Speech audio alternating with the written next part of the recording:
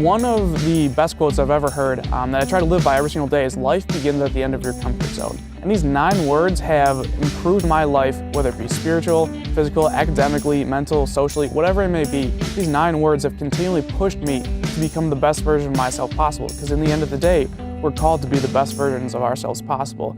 It's pushed me to go on retreats like Kairos or Koinonia. It's pushed me to go to adoration more frequently. And it's pushed me to get outside in the world and to talk about my faith. And it's pushed me to, if I need help, I'll go get help. Help is a hard thing to go ask for, because we want to have that sense of we can do it on ourselves, or we can do it by ourselves, or on our own. But in the end of the day, we need help. Humans are a collective society of people. We need each other to continue to push ourselves. And you can't just go through life expecting, I can do this on my own, because you need help from others. And going out there and getting help is a great way to get outside your comfort zone. And you can get outside your comfort zone in so many ways. Again, just talking about your faith with others. Go have a meal with someone, talk about what they believe in. You can learn so much more about people and about yourself in the long run too. If you feel called to be a missionary or to go seek this one person or to discern a different vocation, then do it, because in the end of the day, in the long run, you may look back at your life and be like, wow, I really wished that I took that job, that I followed God's plan, that I pursued this certain person. You may look back and be like, wow, I really wish I did that. But if in the moment right now, if you can try to get outside your comfort zone and push yourself to the best of your ability, then you will see God's plan and you'll see the amazing things that He has planned out for you. A lot of people have very terrible things that go on in their lives, whether it's losing a loved one or having your parents get divorced or whatever it may be. But one of the biggest shocks to my life was a few years ago. I have my best friend back home named Josh. And honestly, he's like a brother at this point, really, he truly is.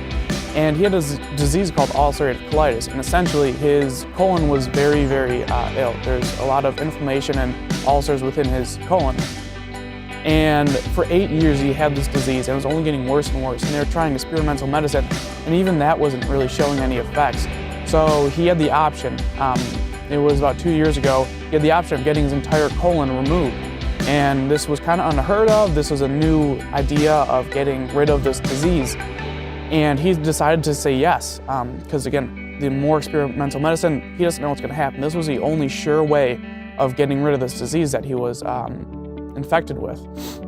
And he got the colon taken out on January 4th, and about a week later, everything was good. He was in the hospital recovering, and about a week later, his vitals just plummeted, and it was about midnight, and I got a call from his sister saying, like, you need to get to the hospital. Josh isn't doing well. His vitals are dropping, like he's almost dead. And before in my life, I've been blessed with not having some sort of terrible thing like this happen to me, so I didn't know how to handle it. I talked to my parents, and they say, like, yeah, like, you should probably go down there. And my mom drove me, and in the entire car ride there, I was thinking, like, what is going on? What am I supposed to do? I was just praying the entire car ride, as long as 45 minutes of my life. We get to the hospital, we go to the floor of the waiting room where his immediate family is, and there's just so much emotion and embrace of thinking, how can this happen? A procedure that was supposed to save his life is about to take him.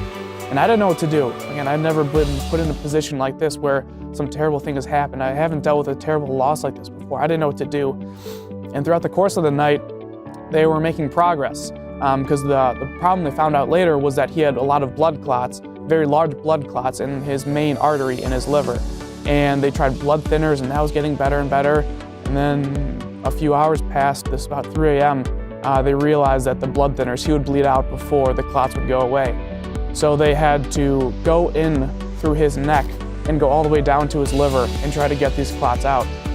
And I remember the doctor coming into the waiting room. It was me, my mom, his immediate family, and about a dozen or so of his extended family. And the doctor pulled his parents and sister aside and said, we need to do this operation, if not, he might die. And there's a very high chance for mortality. And as soon as I heard that, I didn't know what to do. My best friend, who I've told everything to for years, is about to be gone.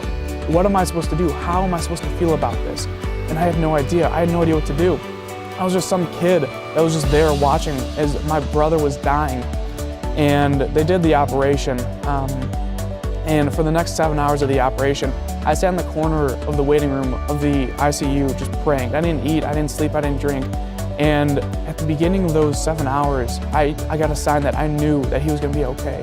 I was laying on the ground, trying to get some sleep right before it, and there was this chair, and under it, it was dark because the lights were on. There's a shadow cast under the chair, and there's this little coin. I could tell it was a penny just from the size.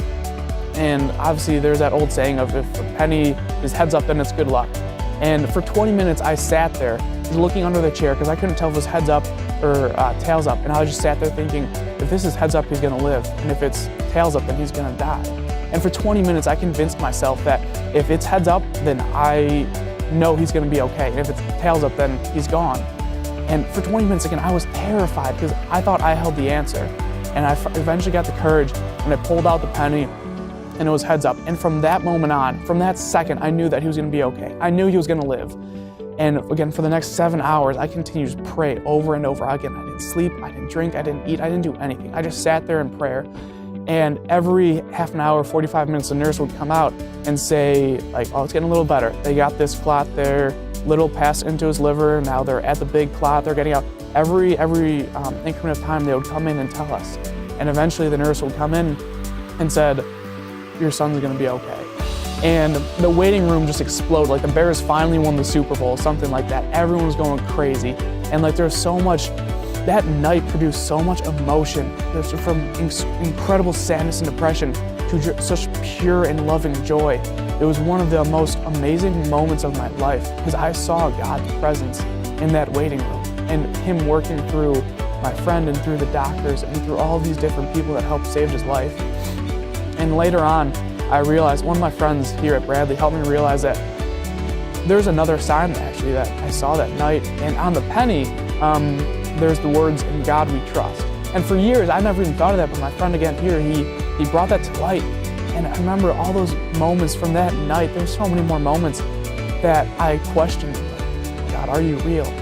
But on that penny, the one that I pulled out, the one that I still have, it says, "In God we trust." And when everything is going terrible and you think that your life is falling in on you and you don't know what to do, all I have to say is just trust in God. You might not see the light at the end of the tunnel right now, but I can assure you that it's there. And maybe you might not even see a light. You might see a firefly flickering around in your darkness. That is God, and you have to trust Him. So one of the main reasons I really enjoy my faith, and the Catholic Church in particular, is because there's that sense of tradition and that sense of this church has stood for over 2,000 years and will keep going. And you can always see that in these scrolls and in these different documents that were found all the way 2,000 years ago and are throughout those 2,000 years are still being discovered now too. It's really just that sense of unity within the church. And one of these documents, actually a few weeks ago, was discovered again over in the Dead Sea area, near the Dead Sea Scrolls, where those were discovered. And this new tablet actually contains 5 new commandments.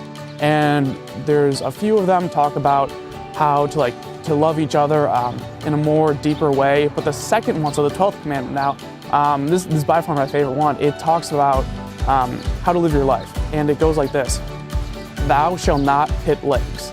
And I'm thinking like, okay, this has got to be some joke, right? Like it's telling me not to do legs anymore. Like if I want to go to the gym and just get an arm pump, even when I'm supposed to do legs, I can do that. And I don't have to worry about it. I don't have to go to confession and be like, Father, forgive me for these gains. I'm like, Father, look at these gains. So that is by far one of the best inspirations for my faith. If I just want to do arms every single day, I can. But I'm going to be prudent and I'm going to use temperance, some of the virtues that we're instilled with, to make the best decisions that I can possible. So just because we're called not to hit legs, that doesn't mean we should still not hit legs and not just solely hit arms. So that means, yeah, you're right, I'm gonna get a good chest workout, so maybe some shoulders on an off day, whatever I'm feeling. But in the end of the day, my faith is based on what the church has been telling me. And what the church is telling me now is to not hit legs. Again, if I want to just do arm day after a long day, I can do that. I don't have to worry about not hitting legs for weeks or months on end. I can just not hit legs. And again, that is by far one of the most inspirational reasons of why I got into my faith.